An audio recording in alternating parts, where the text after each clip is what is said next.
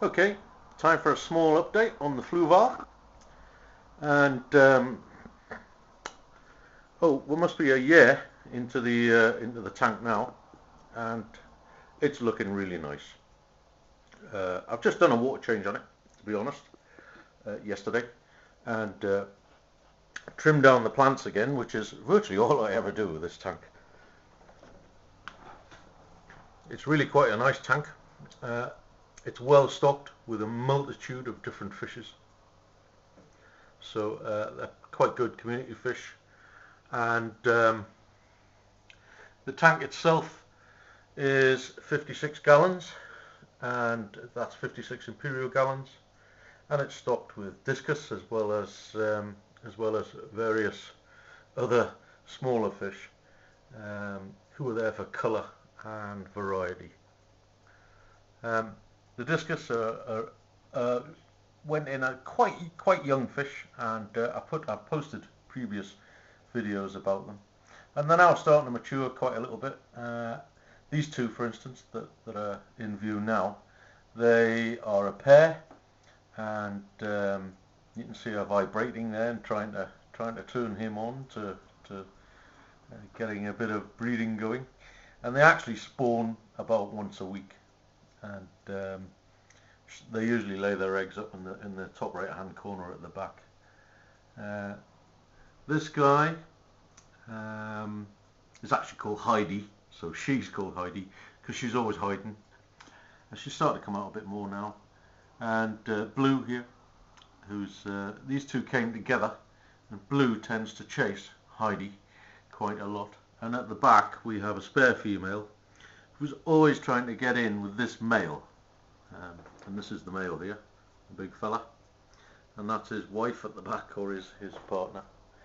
So I'll just have a look at the top, and as you can see, the plants are really quite nice looking.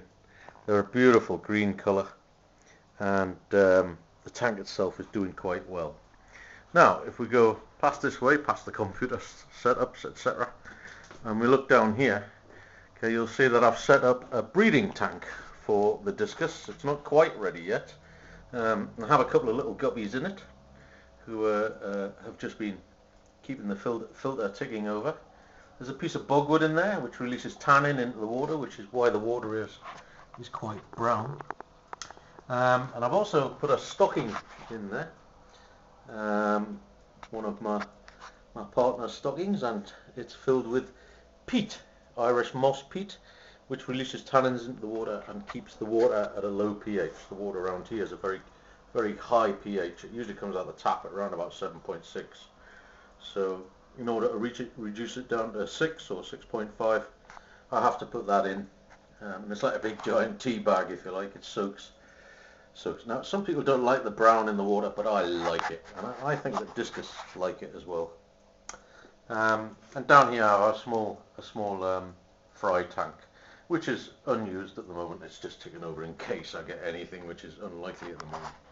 So there we are.